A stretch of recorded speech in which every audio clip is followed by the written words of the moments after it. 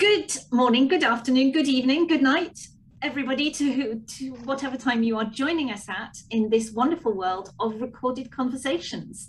I'm delighted to be joined by two of our trustees for a conversation really about what we've done in the last year and a half since we started. We have our financial year and then it kind of goes into strange bits, but it's a lovely opportunity to hear how the leadership comes into Family Voice. So I have two of our trustees here. I'm going to start, I think, by introducing Sally, who is our current chair. Sally, tell us a little bit about where you are. Hi, thank you, Benedict, for the opportunity. Well, we're here with the recording at the end. You'll be seeing us at the end. This is where I am at the end of a fantastic week with Family Voice, looking at the fantastic program that we've had. And yeah, it's just amazing. So where I'm at is obviously anyone who's got an interest in families, really, we would like to hear what you have to say. And we're all about families too. And the reason that we're here and operating is because, you know, families are central and the most important agency as far as we're concerned. I've been with Family Voice as a chair for 18 months. So that means, if you do your calculations, that I was here at the start really of the pandemic. And it's been a real pleasure to have navigated our way through. I do say a pleasure and a real learning curve at the same time. It's been exciting and adventurous and scary and all of those things. Yes. Simon, we are, one of the things that we're going to be doing today is saying goodbye to you. You're a bit of a veteran at Family Voice, and you've been a really key part of helping us as an organisation get to where we are today. But for those people who haven't met you yet, do you want to give us a quick introduction? Yeah, sure. Thanks, Benedict. So, hello, everyone. I've been with Family Voice for about 4.5 years, I think, as treasurer and chairman for a while and trustee. But sadly, work commitments mean it's time for me to step away. And I feel a little bit ambivalent about that. I'm very, very fond of Family Voice. A, because it does such important work, and B, because of the people I've worked with for the last 4 years. Just fantastic people. But I have to step away. But I feel I step away at a time when Family Voice is in a very strong position, very good leadership, a new sets of trustees coming in. And we just want some great new funding. So I think we're in a very strong position. So it is with some sadness that I'm stepping down, but I've enjoyed being part of the team. And I'm just really, really proud to have seen what we have managed to achieve, particularly in the last 18 months. How long has COVID been going on for? I know it's nearly 18 months, I'm sad to say. And the way we stepped up has been fantastic. And I'm just very proud to have played a small part in helping to oversee that fantastic work that you and the team have done. I would counter that. I don't think it was a small part at all, but I think we'll come to that a little bit later.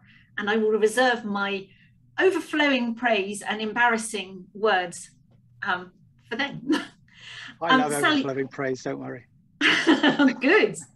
Sally, would you like me to share the slides that we've prepared to give people a little bit of a sense of where we are? Yes, please, Benedict. So this is the time of year when we talk about annual reports. We're a charity, so we have to prepare annual reports, which are independently examined, and that gets published. And we since last year, we make a point of producing an easy read version. And what I'm going to share is effectively the easy read version. We will give links to the publications as soon as they become available. But here we go. I'm going to go along the see if it works, technology being what it is. And let me click that. How does that look? Can you see everything? That's great. Thank you. Yeah. Are you seeing the little pictures of yourselves or not? Yes. Okay, so let me move those to there. We'll kind of hide the lovely young woman in a wheelchair for now. Here we go. Sally, the floor is all yours. No, thank you, Bea. So many of you be familiar with the fact that every year charities have their AGMs, and traditionally we at Family Voice have held our AGMs within the annual event. And of course, last year we were cutting our teeth on a virtual step through our annual report and told you what we have been up to and our plans for the future. Although, you know, it was still very new to us, and lots of things were very uncertain. This year, we didn't really think that we would be continuing as we have been doing with COVID, but here we are. And we made the decision actually because of the ongoing risks and also the benefits that we would postpone the AGM, and we will be having an AGM next year. But importantly, we will have a published annual report which has been checked and reviewed, and it has been approved by an independent verifier. So our annual accounts have been checked and audited, and we will have an annual report very shortly, as this is the easy read version that you can view and also comment on. And I would like to say we really do welcome your comments and views, and a little bit more about that later, about how you can do that. Thanks. Thanks, Bea. Lovely. Do you want me to move on? Yeah, so really the annual report and the purpose of this is to really just tell you a little bit about what we've been up to, where the money has come from to help us do what we wanted to do, how we spent that money, and also most importantly, how effective, you know, we've been in working with families and just the work that we've done. I would like to have a conversation actually, because I think these things, rather than a presentation, go better in a conversation. And I just want to extend huge thanks to the Family Voice team. I know that we've sort of mentioned, you know, how we've had to respond, but actually a little bit more when you see actually what we have achieved in numbers. And also if you've had the benefit of clicking on and clicking off and stepping in and stepping out of the week, that absolutely personifies how we have been working in the last year. I'd like to say, if it's all right, Sally, we've had, for those of you who've been watching our annual event and maybe who were here last year, I tend to be plopped in front of the camera because it doesn't bother me. So everybody says, yes, Bea, you go and do that bit.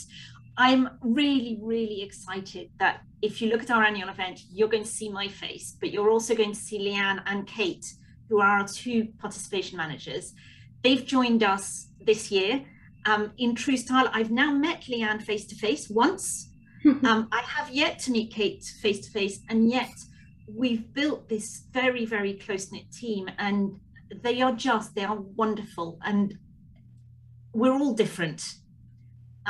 And we bring different strengths and different experiences.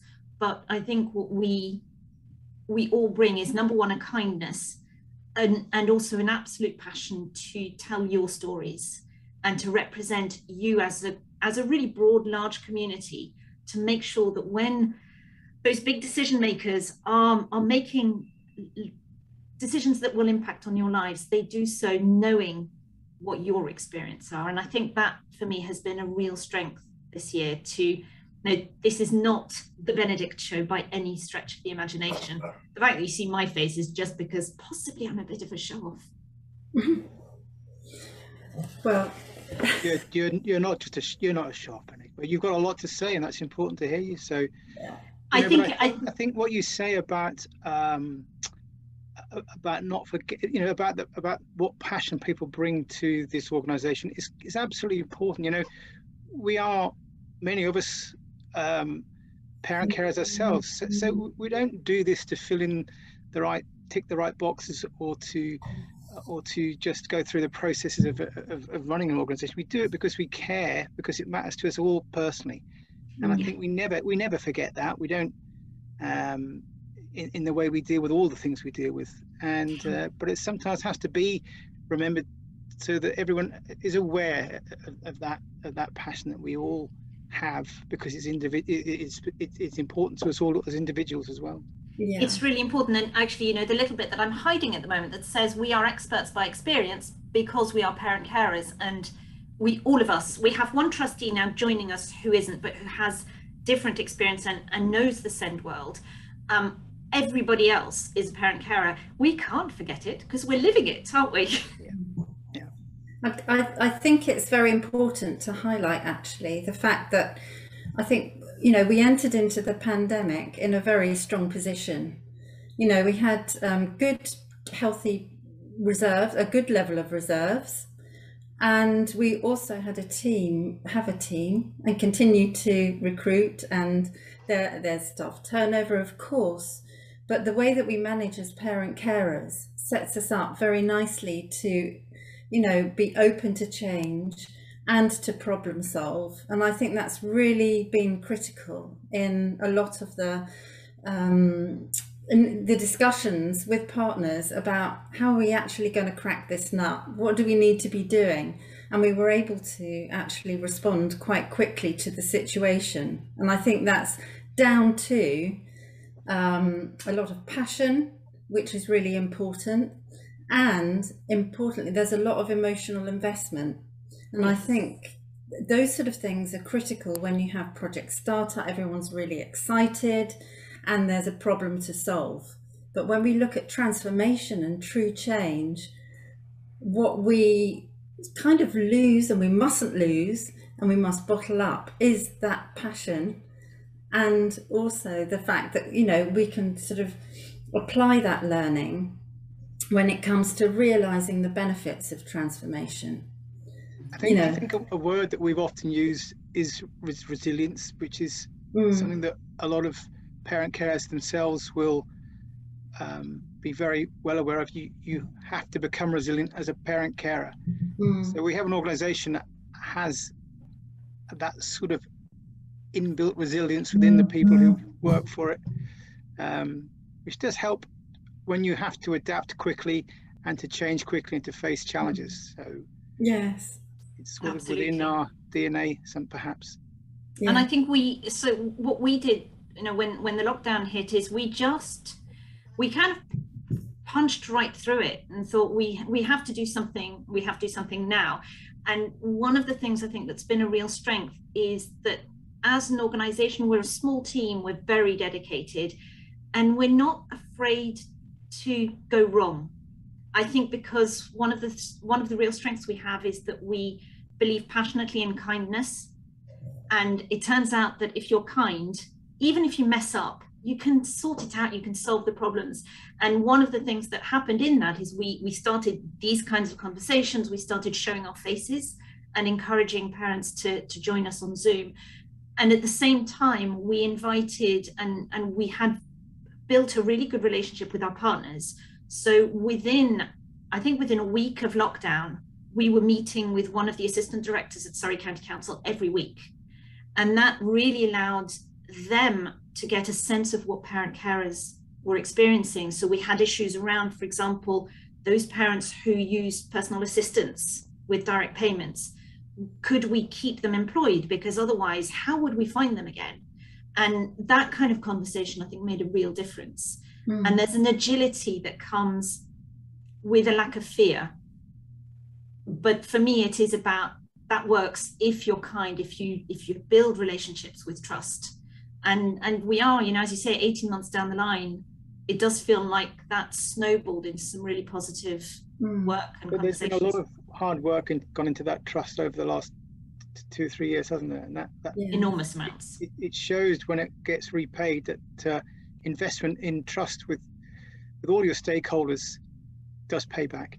Yeah. I was in a meeting at a strategic level yesterday, and Surrey now they've adopted the principles. You may have heard the initiative Time for Kids, and the idea is that we want everybody in Surrey to be thinking about children that we're working for, and there are 5 principles. There's hope, trust, belong, connect, and something else. I will find the link. And most meetings at that level start with somebody saying, we'll go around the room, and each of you think of a child that you're working with or that you know, and think, what word does that bring to mind? And it's the change is remarkable. It really brings children in the center of these conversations.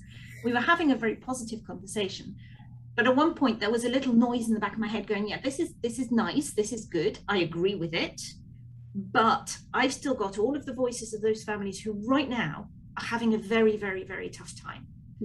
And so I put my hand up and I said pretty much that, we hear from families who are suffering, who are really, really struggling. And those stories have to sit on this table. It's uncomfortable, but they have to sit here because we're not done yet.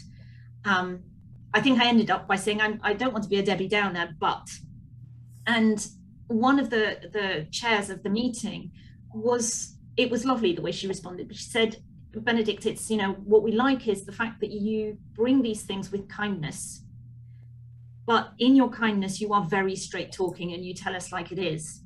And so, I think that for me was the encapsulation of that trust, which allows us to say very challenging things.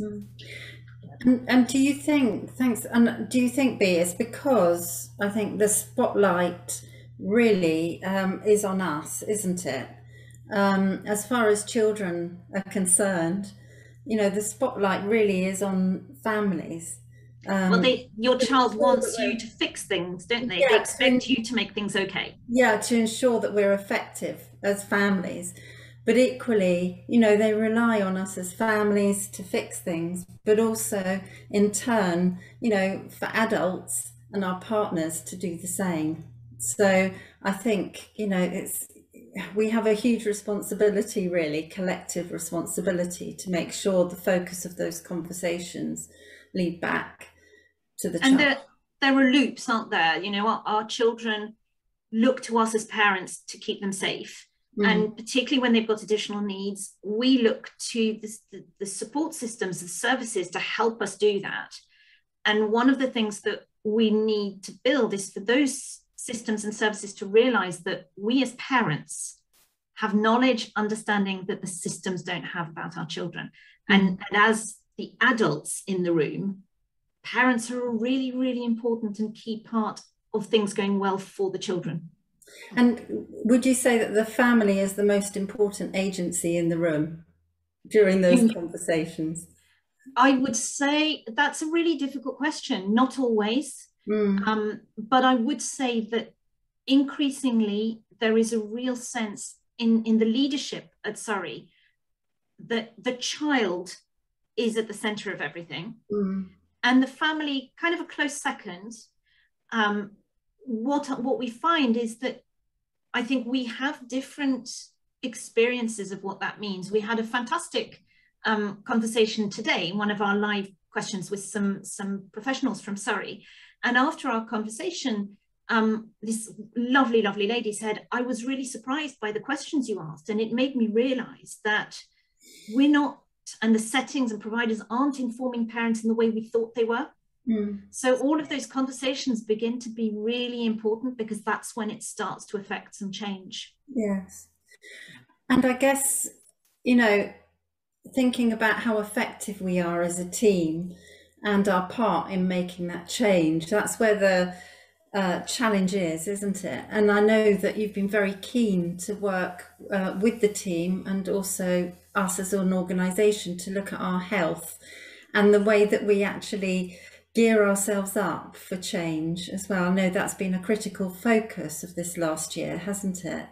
With the money that's come in from our partners, and which we're very grateful for example, the Pears Foundation. Yes, so we got some funding. There were a lot of opportunities that happened as a result of COVID, and I think we found ourselves in a sense in a kind of perfect bubble, because even before COVID there had been in our country a focus on mental health that isn't everywhere in the world actually, but already we were thinking about children's emotional mental health, parents' well-being, as an employee, that actually you have a right to be safe and to be well.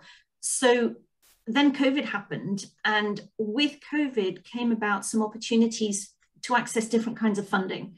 And one of the bits of funding that we were successful in getting through Contact, who's a big charity that provides funding to parent carer forums. There was a partner organisation there called the Pears Foundation, and they allowed us to secure some mental health training for our coordinators and all of our staff, and also, you know, the concrete bits, computers, so that they could actually do this and talk to parents.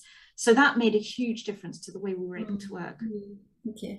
And also you've been very keen to look at our well-being and development plans as an organisation too, because as you quite rightly mentioned, you know, along with all of the challenges that came with COVID, as parent carers, you know, the emotional investment ramps up basically.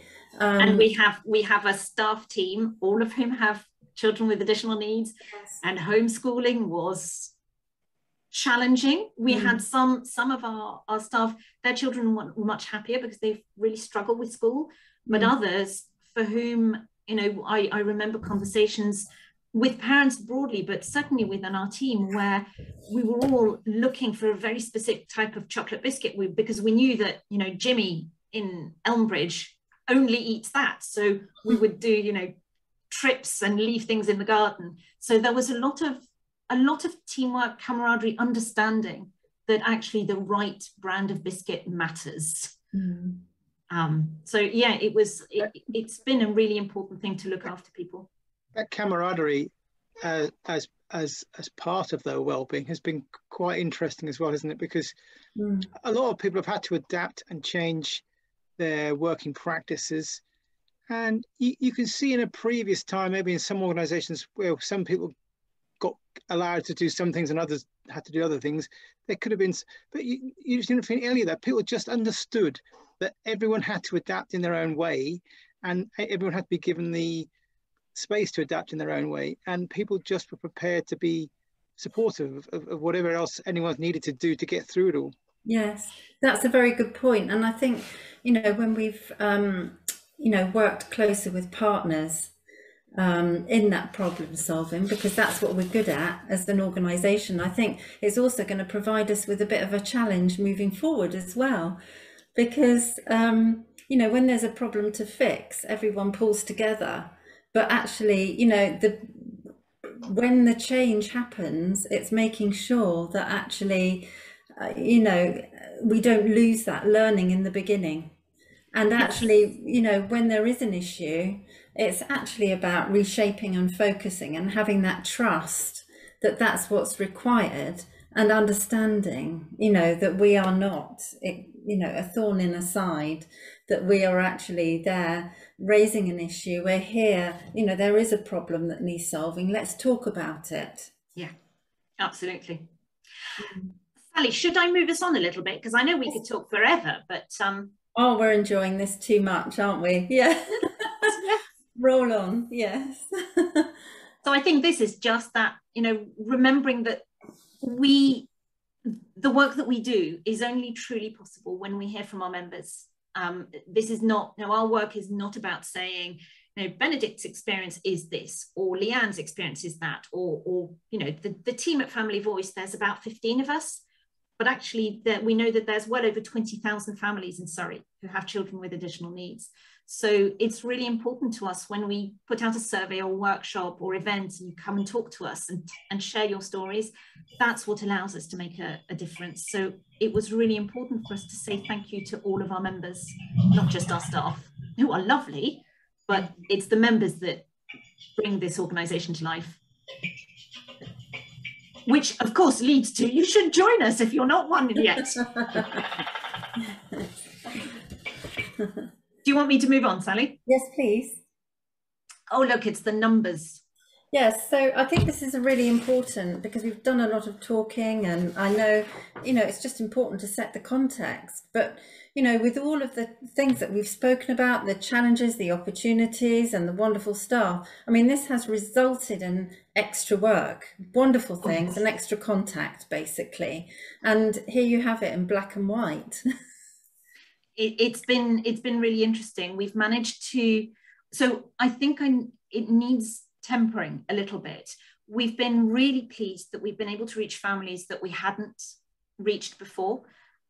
We know that for a lot of our members, leaving the house can be really, really challenging. So having a coffee morning, yes, we'd love to go out for coffee, but actually if it's a question of either I can sleep for an hour, or I have to go out and talk to people, or I have to look after my child or respond. So for parents like that, the ability to just sign on to Zoom was really great. We do know that there are families who have been lost in that, and we haven't had the capacity, the ways, the means to reach those because we've all been stuck in our homes. We're talking about it for the future a lot, about how do we move forward without losing this, because actually this, you can see we've had a 25% increase in our membership. Our local Facebook groups have grown by 128%, which is remarkable and really testament to the work that each of those coordinators have done in building that local knowledge and that local place that you can come and you can talk to people and you can see what's going on. It's also interesting that as the year's gone on, our events have changed. So we started with local events. So you'd have the Tandridge coordinator set up an event. And of course, that stopped making sense because we were all in the same place. So now we have more Surrey-wide events. And as the years progressed, they've become more focused. So we have a group for children, or for parents who've got children who are over 16. There's another one for children who are early years. We've got another one for children with complex needs, loads of different groups. And that really allows for some very helpful conversations that then feed into our project work. And there's always, we've put them as training events, but many of our events are determined by our members. So during the pandemic, unsurprisingly, parents wanted help with anxiety, their own and their children's. They were really, really keen on all of the self-care sessions that we had.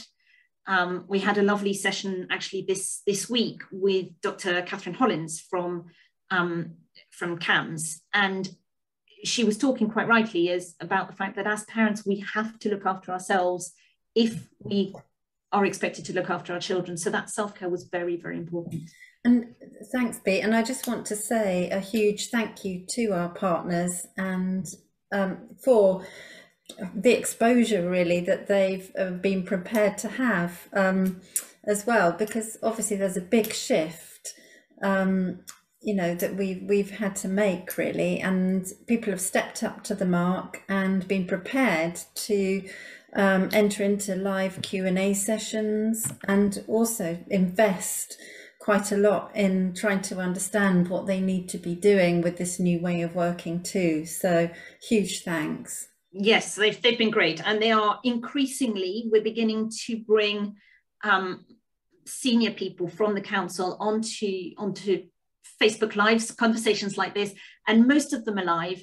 And although sometimes we prepare roughly what we're going to talk, usually stuff comes out of my head that hasn't been brought up, and they're really trusting, because I could say all sorts of things, couldn't I? Great, thanks, Bea. I think, Bea, I have to say that I've heard it anecdotally from a lot of people, and I'm sure you get more formal feedback, but a lot of people said how much improved our presence these days is social media, and how much more effective it is. And that's because we always know we've had to communicate, and we've done it quite well, but we've had to do it so much differently in the last year that we've got so much better at it. And these focusing of our groups, not necessarily on local areas, but on specific topic areas, is a really marked improvement in that we've learned throughout the COVID, and it shows in how focused we are in our messaging, I think, on social media these days. Thank you. And I think also what I would say again, I come back to, it's really important for me to say thank you to our members, to parent carers, because they're the ones who've said, actually, we'd really like a group like this. And then as a team, we go, okay, let's make it happen. You know, we're not fixed or rigid in our thinking. It's really our whole remit is we need to hear your stories, because what we do is collective representation. If we don't hear the stories, we've got nothing to take to the local authority. If we can say, we've heard from 50 parents that, you know, I don't know, Elmbridge has a fantastic early years offer, for example, that's really helpful. If we hear from 10 parents that there's a specific issue around a service that's problematic, then we go and we're able to say, this is the scale of things that we're hearing. And we know that whatever we hear is going to be a small part of what's actually out there. So it comes back to thank you for all of those who've come to events, talked to us, sent us emails and said, we want this or we want that. And also to mention that if there's anyone who feels that they'd like to get involved, of course, you know, in any way, please just drop us a line as well. Very much. We're going to be talking about that a little bit later, Yes. aren't we? Shall I move us on? Yes, please. So I don't know if there's anything specifically that we haven't covered yet, but this is a highlight of the activities that we did this year. You can see that the work we work with, we work on several projects all the time, and there's always loads going on. So there's a lot of it, we talked about a lot of emotional investment in the broad spectrum of work that we cover, and also the whole range of issues, whole range of partners. So it'd be quite easy to be diverted from the business, wouldn't it? Let's face it, and with our own, you know, things that we're managing. So I think I'd like to highlight the fact that we did spend time as a team just re-evaluating and look at, this is where the self-check comes in, and lots of people would call it business planning, but it was kind of more than that. It was just sort of like taking a breath, wasn't it? And looking at actually, what are we trying to achieve here as an organisation, and listening to what our members had to say about us, and where should our priorities be, and what should we look like as an organisation moving forward. Do you want to say a bit about that, Bea? Yeah, I think it was so that I think it was really under your leadership, Sally. You challenged us, I think quite rightly, and it was a big scary learning curve, but we really did a piece of work where we started with a workshop, and we came out with, actually collectively, this is what we think our vision, our mission should be, and what are the values by which we want to do this. And then that led quite nicely into the fact that actually we need to look at this as a business and say, what is it that we cost? What do we need to make this happen? And that was another learning curve and a half, but also was really helpful, because not only did it help us understand who we are, but it helped us embark on some much more robust conversations with initially Surrey County Council, who is one of our big funders. And that led to securing a 3-year grant agreement with them, which is wonderful because it gives us some sustainability and security. It's also really important to understand that the agreement that we made was very much on our terms. We'd co-produced an agreement, so that was important. We didn't just sign any old service agreement. It's also very, very important for our members to understand that our independence is enshrined in that. We have no value to Surrey County Council if we're not independent. And we'll be, you know, Liz Mills, who's one of the directors in Children's Services, will be joining me later today if you're watching this, on Friday, tomorrow if you're in my head. And again, we can have a live conversation, but I think you will see the relationship that we have is one where challenge is alive and well and kicking at times, but we do that challenge in the space of what we call effective partnership, where we have positive relationships in which family voice is there in great part to challenge, you know, when challenge is required. So I think that was really, really important. Yeah, and then that led us, we also then did a satisfaction survey, which gave us an idea of what our members and our partners thought of how we go, which is going to lead to just doing that rethinking, and needs to be that constant cycle. Fantastic, thank you. Sorry, Simon, I think I interrupted you. Sorry, no, it's just a point to reiterate what you just said. That thing about the balance between how we work, you know, we represent our members, and that's critical. But to do that effectively, we have to work with Surrey County Council effectively as partners, but as critical partners. And I think that balance is not easily understood sometimes by people outside our organisation, but it's critical to us who we are and how we work most effectively. And you know, as you've just said, the way we have to go about that is in a partnership, but as a critical partner. And we read that, really, don't we? Can I also, we talk about Surrey County Council a lot, but I think it's also really important to remember that we also have a very strong partnership with the health sector. And health is, you know, we say the NHS in Surrey, it's now mostly an integrated care system, ICS, called Surrey Heartlands, but it's complicated. So I tend to say health. And we are, again, we're really building on the work we've done with the council as partners to increase the arrangements and the agreements we have with the health system, but we've always worked with them. And it's really interesting to see how they are building joint kind of commissioning groups. So a lot of things are being pooled, and we have to make sure that in that pooling of things, our children aren't left behind. You know, are we pooling two budgets, or are we shrinking one because there are scarcer resources? There is a lot to be said for that joint working, and we saw enormous benefits during COVID. Actually, health and the local authority were forced to work together in a way that they just hadn't been before. And I'm really pleased to say that it seems that learning is continuing, but there are, you know, we're there also to just say, well, yeah, there are also risks to that.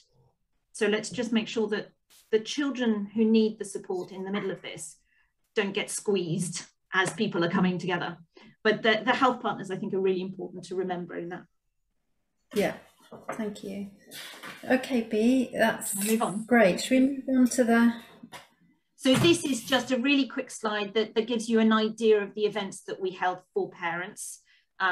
Loads of different things. And some of the people we find, for example, Laura Kirby and Mark Brown, are people that parents really want to hear from. So they come back, they join us regularly.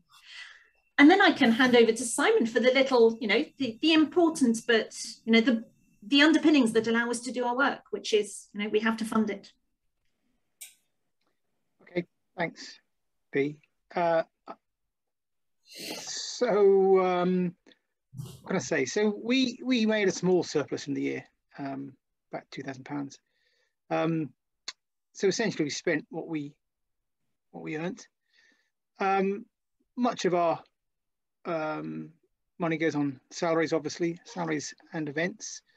But we had quite good reserves when we went into the pandemic. We didn't know that we were about to hit a pandemic, but we were in a position that we had good reserves.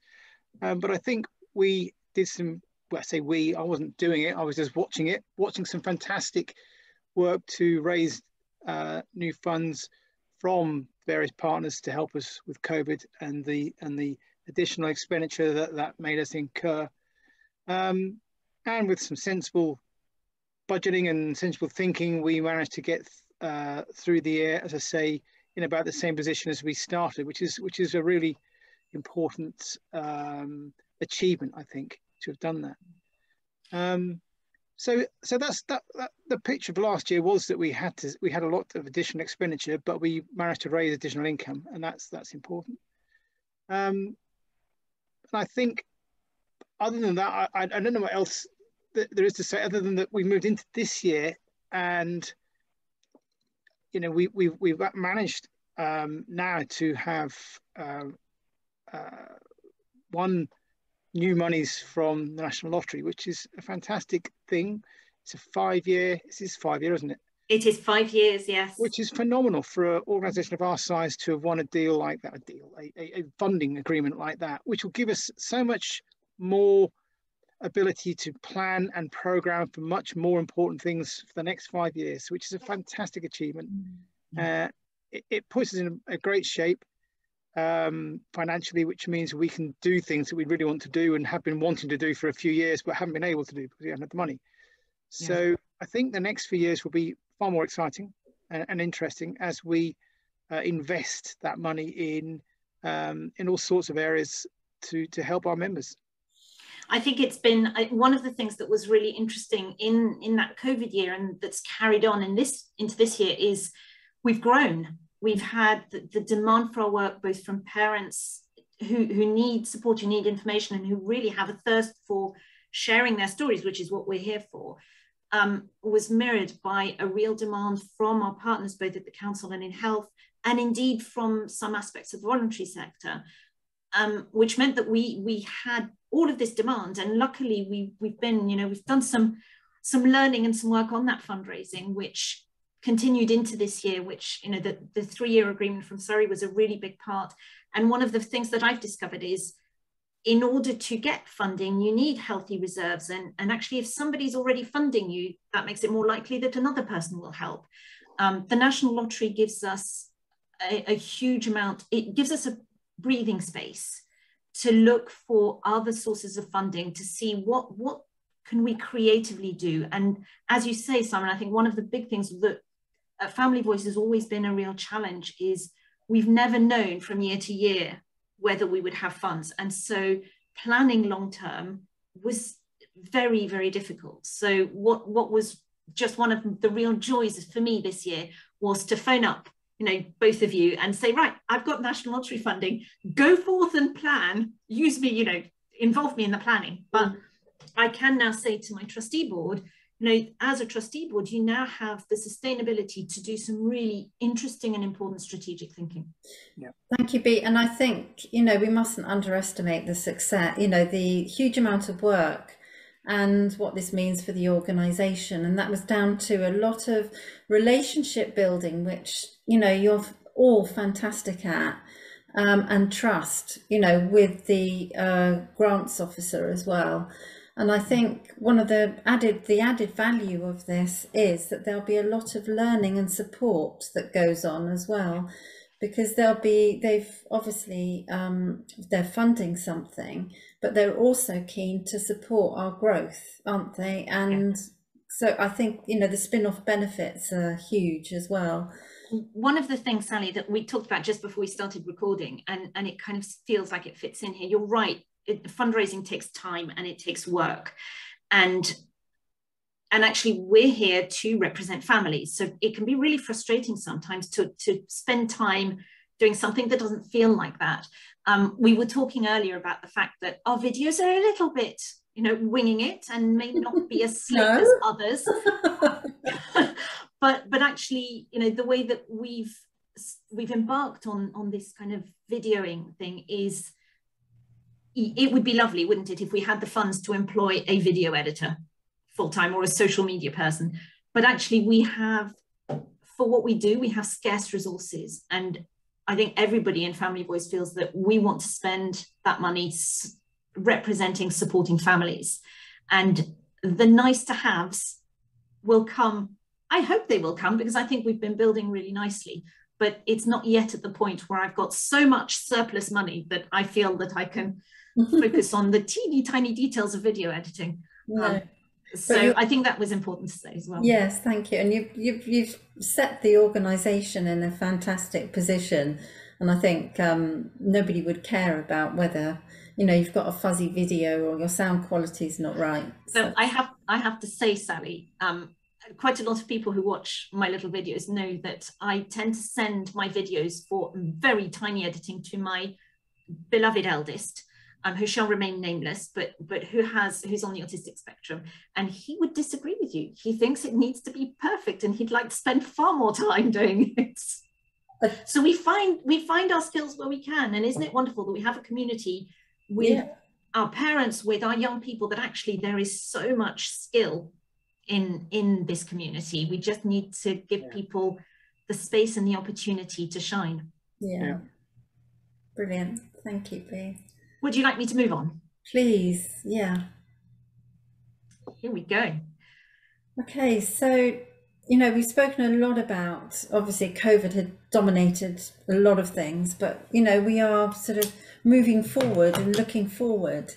And, you know, we do have lots of plans. As we say, we've got new money in, we've got lots of new plans, and comes with that, we've been, you know, looking at our people, the people that work with us, our members, and making sure that we've got the right representation, and we've got, you know, people who are keen to work with us and engage with us and talk to us, which is fantastic. So do you want to speak a bit about our people bit in the plans, because it's a critical part, isn't it, of... It's a really, really important part. So I think the team that we have at the moment established, we've started to put in place some more support for them. So we now have a program of appraisals, and making sure that we know that the people know what's expected of them and that they're supported to do it. We know, you know, we've had two or three times in the last year where a member of staff has had some health concerns, and we've supported them through the Access to Work scheme. That's a national governmental scheme, which has been really, really phenomenal. And then what we're really hoping to do, and we've started work on, is to grow our team with volunteers. And I'm really absolutely thrilled to say that we've got 2 new trustees that we're going to introduce shortly. You know, you as trustees, you are volunteers, and I'm in awe of the work that you put in, and the goodwill and the passion that you bring to that. I think it's really important that we can have volunteers at all sorts of levels. And one of the things that we're particularly keen to grow this year is a school rep. So somebody who knows their school, who can work with our coordinators to get those stories back and forth to the schools. But I also think, you know, that's quite a nice time to bring back Simon into the, you know, onto a little pedestal and shine a spotlight, because Simon's a really amazing example of what power volunteers have. And, you know, he's really, when I took on this role, Simon was chair at the time, and he really supported me enormously. And I think he's been instrumental in taking us from what was, and what were we, Simon? I'm not sure the word is. We didn't have a legal status. It was I've forgotten what the term was. I can't remember the term, but before we were CIO, we were a group of people, a group of people, yes, with a small written, almost handwritten constitution, which is all we needed to be back in the early days. But we have had to professionalize, I think, and become more transparent in our governance, and that includes being audited, etc., and have a legal status. So that's been the big change we've been through in the last 4 years, really. Yeah, and I think the other, so we had that huge change that you were absolutely instrumental in, and then we had another huge shift when I appeared and took on this role. And I think change of that nature is often really traumatic, and it's difficult, particularly in an organization which is made up of passionate people.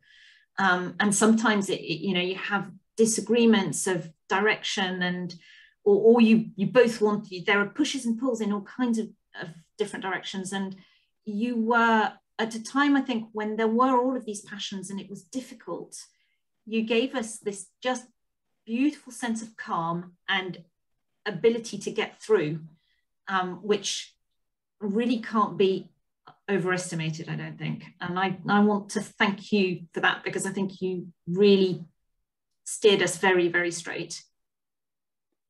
Thank you. Very kind of you to say, Bennett. I have to bounce it back and say I couldn't have done that if it hadn't been for the people. And I'm going to pick out you and Claire as well.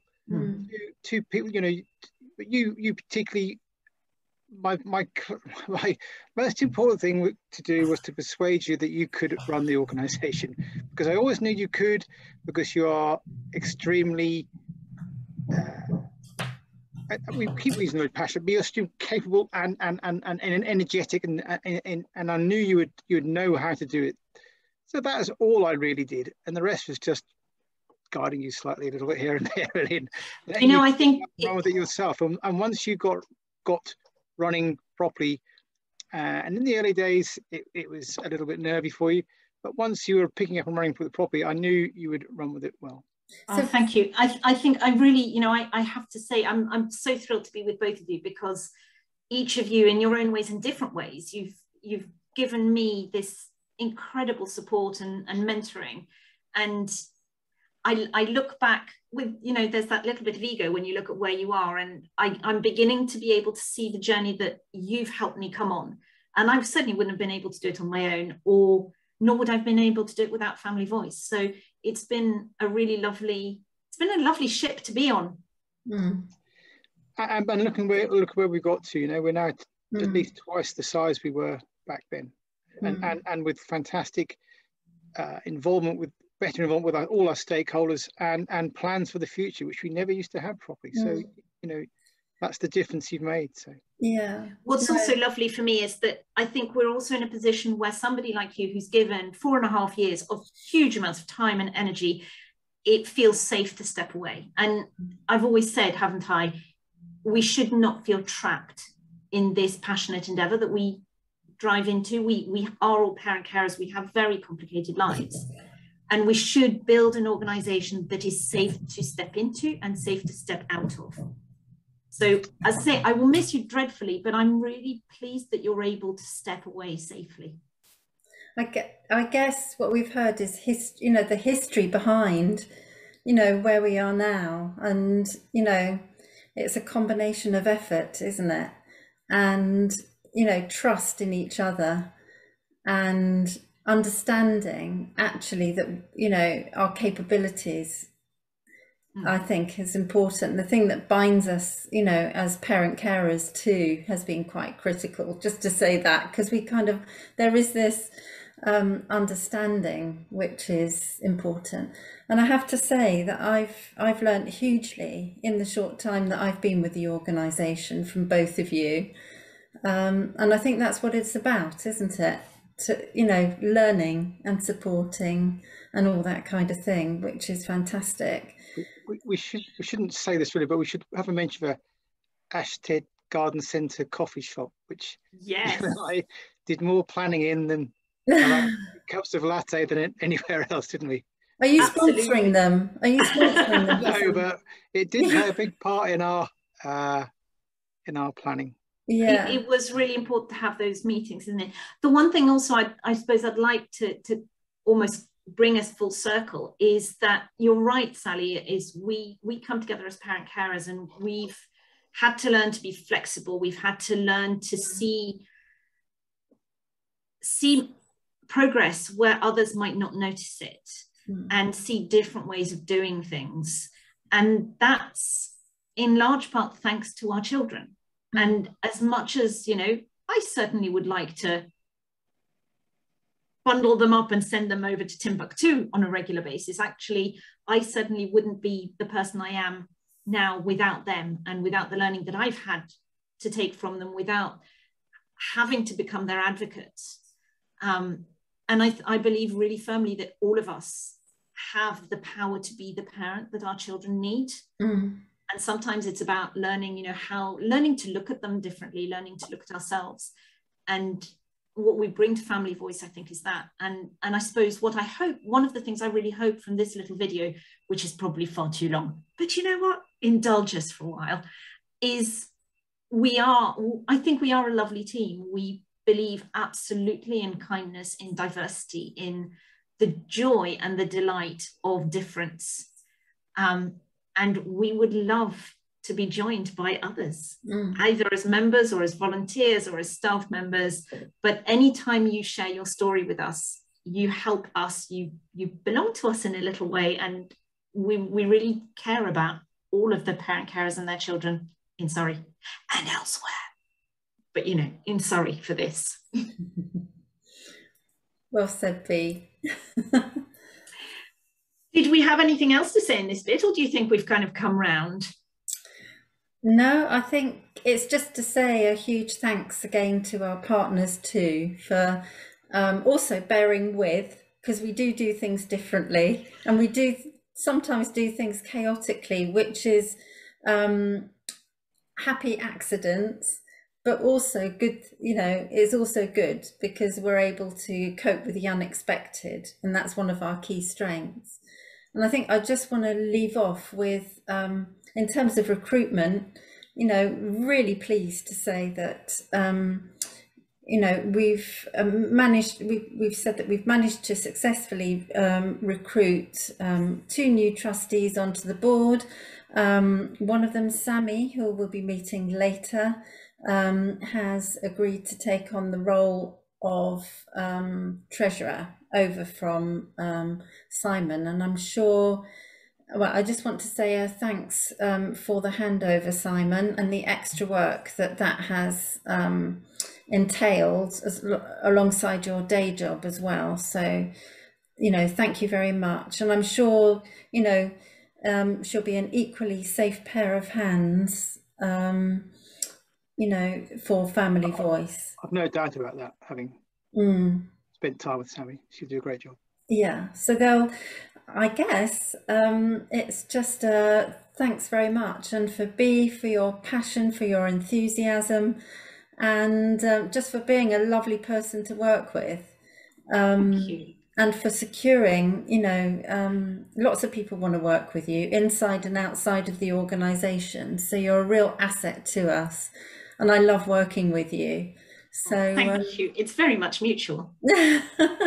So thank you. And I know it's been a long day, but you give your all. So always. I think what we're going to do actually is, well, leave you with how to get in touch, but just to say that we will be taking a break, and B and Simon will be sort of retiring, and I will have a little bit of a lie down and then meet you back in my virtual living room with the new trustees. Through the magic of technology, yes. Yes. One of the things that you're right, Sally, what we want to do is this is part of an ongoing conversation with our members and with all of you. As part of our annual event, we have an email address that is questions@familyvoicesurrey.org. We'll put that in the comments somewhere. Any questions that you have for our trustees, new or old, or me, or any of the team, please don't hesitate to get in touch. And we look forward to hearing from you. So, hello, here I am looking at the work plan. We've had a bit of a natural break, and Benedict and Simon and Karen have left us, and here I am in my virtual sitting room.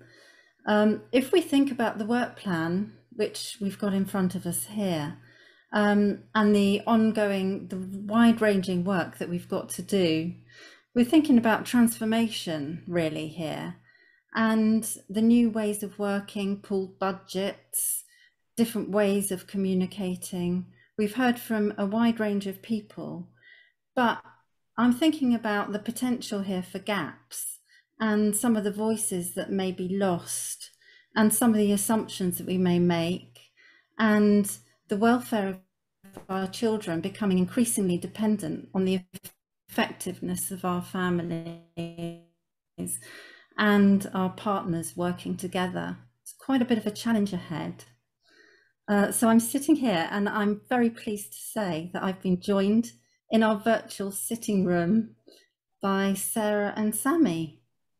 And we've been pondering some questions. Sarah and Sammy are our new trustees. Welcome both. Hi. Hi. Hello. Hello. Hi. Oh, it's great because we've got some important questions that we've been pondering when we look at the work plan. And one of the things we've been challenging ourselves with are we really focusing on the things that we need to be looking at here? We've got a wide-ranging work plan. What should our focus and our priorities really be? And what's important anyway? What are we really not talking about? And that's something we've had some interesting conversations about already. And what do you think that we should be talking about? And equally, who is not part of that conversation? So lots of questions, and unfortunately I can't answer them all, and this is why we have a fantastic team, and this is why we rely on fantastic feedback from our members. And I'm very grateful for Sarah and Sammy getting involved with that conversation with us. And so to help me answer the question, Sarah, when you look at this work plan, help me out. Well, there's a lot of big questions and a lot of things that as new trustees, I'm sure we are going to take time to learn, and we'll be learning from everyone as we go along.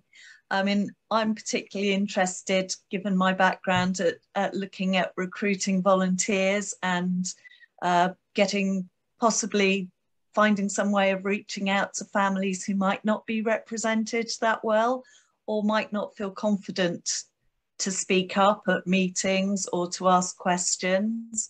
And I'm also really interested in supporting the staff that we have got and finding ways to help them develop and to make FVS a great place for them to work and develop in as well. Brilliant. And it's fantastic to have you on board and working with us just continually to answer these questions, really. And Sammy, for you.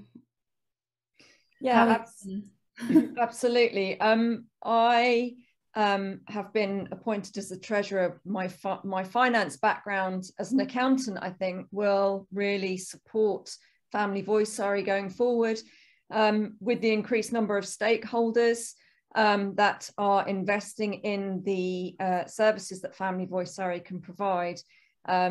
Really is so exciting to be part of that transformation and to be able to ensure that we are making the most of those funds and that we are really addressing the needs of those that aren't heard, that should be heard. You know, to really enable us to diversify those people that we listen to, and obviously working with schools, I think, is a key part of that. There are many children in school and not in school who have needs and voices, and to be able to reach out to those through the connections that Family Voice Surrey can make will be really helpful. Thank you, Sammy. And Sarah, I'm so excited that we've been able to look outside of the organisation, and you came to us via a different route than our traditional route, didn't you? Yes, I retired late last year from the civil service, where I was working at a national level in Whitehall, and was looking around for things to do. And to start with, I've been volunteering at a local vaccine centre, which has been quite busy.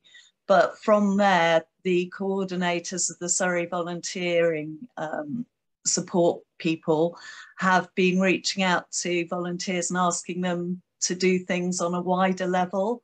And it was through some conversations with them that they signposted Family Voice Surrey to me, partly because I've had a long-term relationship with a special needs school locally as a governor for some 20 years or so. So there was some background there, and I've been worked with local youth organisations as well in the Duke of Edinburgh Award Scheme. Thank you. That's fantastic. And, you know, we so look forward to working with you in a number of ways, really. Got some wonderful we've had some great conversations already. And, we're wanting as many people to be part of these conversations as possible. I know that's, one of your key pieces of feedback, Sammy, to me. Yes, very much so. I came to Family Voice Surrey having joined a virtual coffee morning, and I was brave enough to work out how Zoom works. And I joined, and I spoke, and I had my video on, which for me was quite brave after a couple of years of feeling quite isolated, being a sole parent of 3 children, you know, it was quite nice to be able to reach out and see adults and have a conversation. So and I was very much struck by the connection that the parent coordinators could make just over, you know, a device, which obviously over the last couple of years has been very, very useful for a lot of people.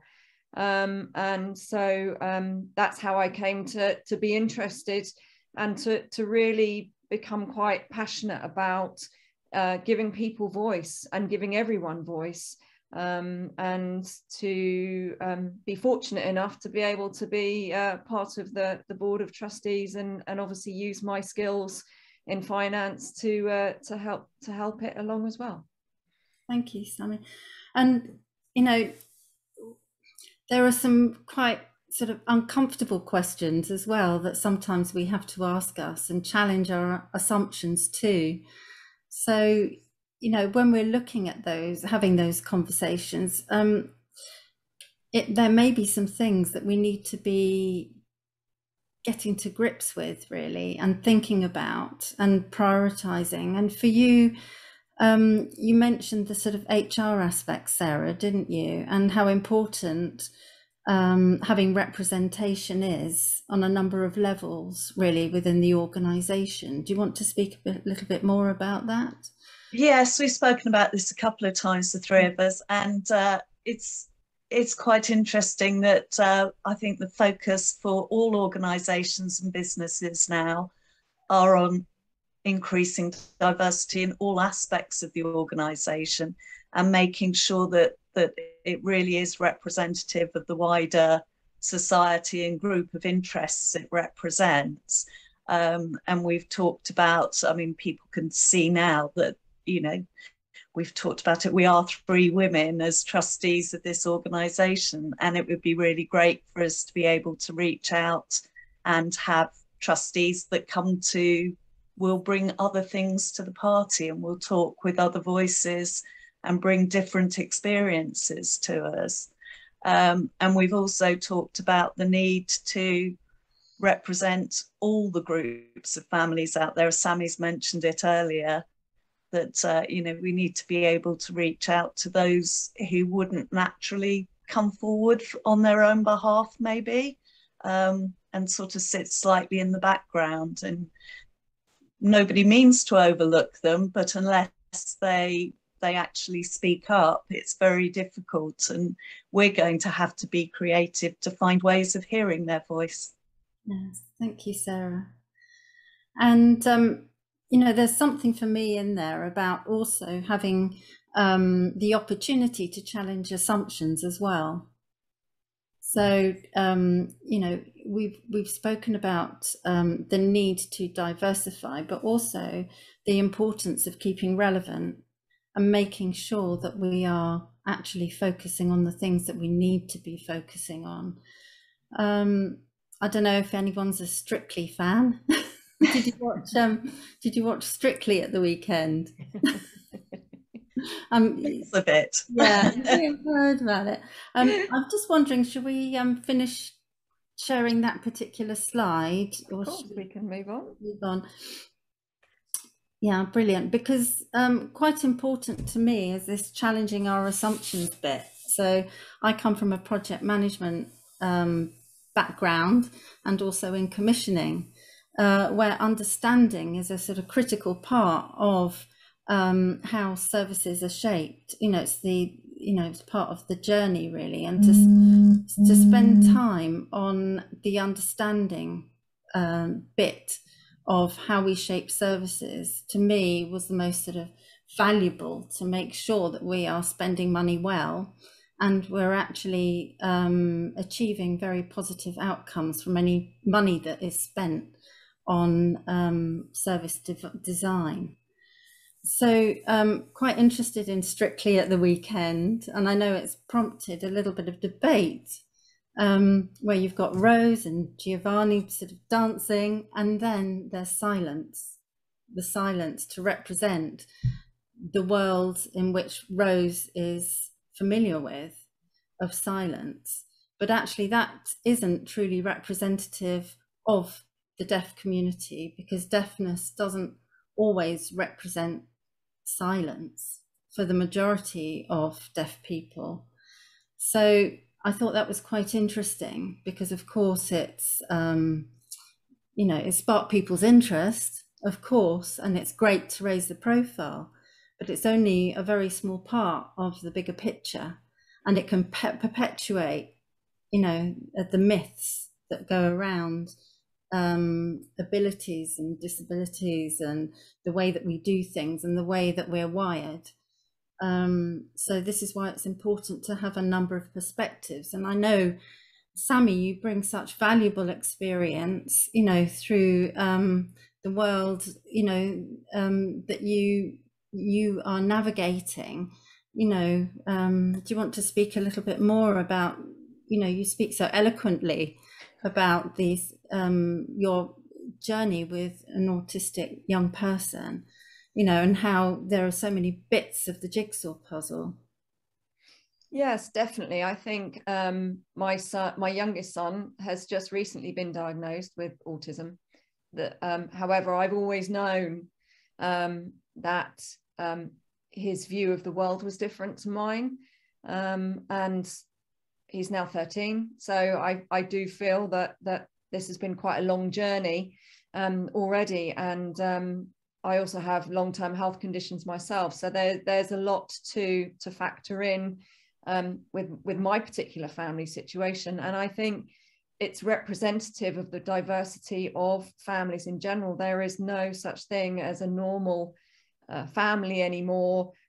Statistics can give averages and quote you know, frequencies, and we can get all tied up in the numbers, but the bottom line is everyone is different. Everyone has their own journey. Everyone has their own experiences to bring.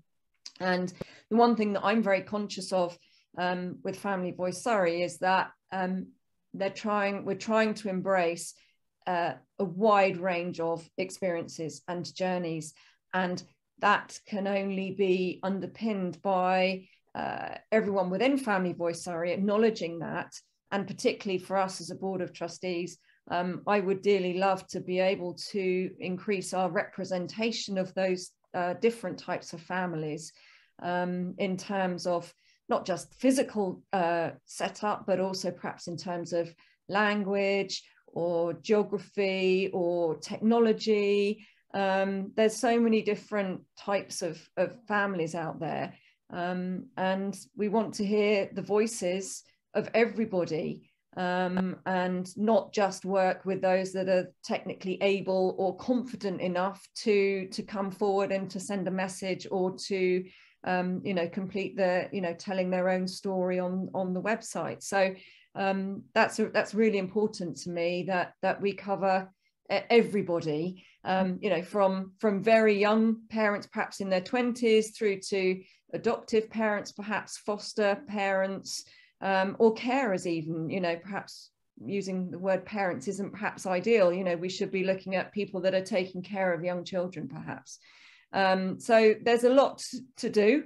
I think there'll be a lot of planning going on between us all moving forward, but for me, it'd be lovely to see a few more people to join us on that journey of transformation, because it's really exciting. Thank you, Sammy. Thank you, Sarah. And so what we hope is the message, you know, that you have, as that everybody has got, is that we are wanting to talk to you. You know, we are open access, and you know, you don't necessarily have to be a parent carer. You know, we've got people who express interest from a variety of backgrounds. Essentially, the people who work for us and with us are parent carers themselves of young people with additional needs. But you know, we are open to working with a range of people with a range of skills, and also a range of abilities. I think that's really important too, because actually, you know, we, as Sammy and Sarah have actually said, we're really interested in improving access, and that means onto the board, and that means also you know, in becoming a member as well. So if you have ideas or, you know, just want to get in touch, you know, there are a number of ways in which you can you know, approach us. Sally, can I just interject briefly? We're also interested in the things that you don't like, the things that don't work. If anything, that's more interesting than the things that we are doing right, because we can only develop and improve if we know what's not going well. So the uncomfortable feedback, the awkward conversations, the elephants in the room, call it whatever you will, we'd love to hear about it. We can't improve things unless we know what needs improving, so it would be really helpful to have that feedback from people. Brilliant. Thank you very much. Well said. Thanks, guys. Yeah.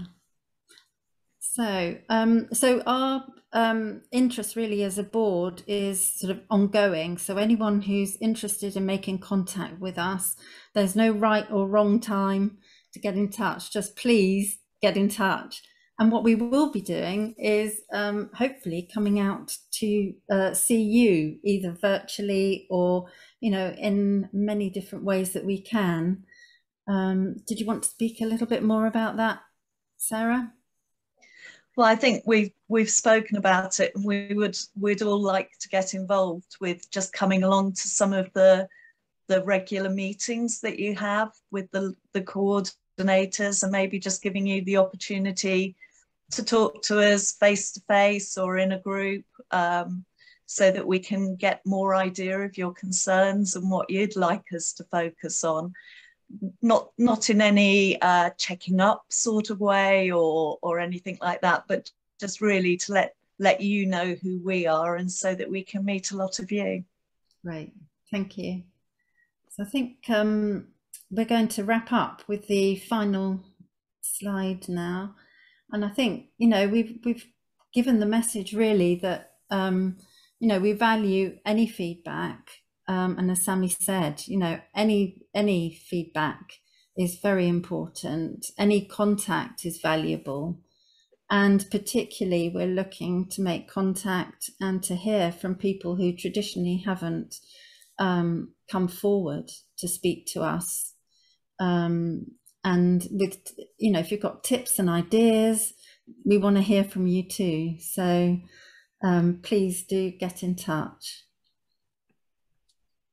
And the final slide will tell you how you can get in touch. And I know that throughout the week, Benedict and the team have been clear about how you can get in touch. But here's our email address. So please email us, ring us, and we're here. So thank you very much for your time and the conversation, and we're hoping that you'll be part of this conversation too. Thanks, guys. Thank you. Look forward to hearing from as many of you as possible. And to meeting you as well. Thank you. Bye.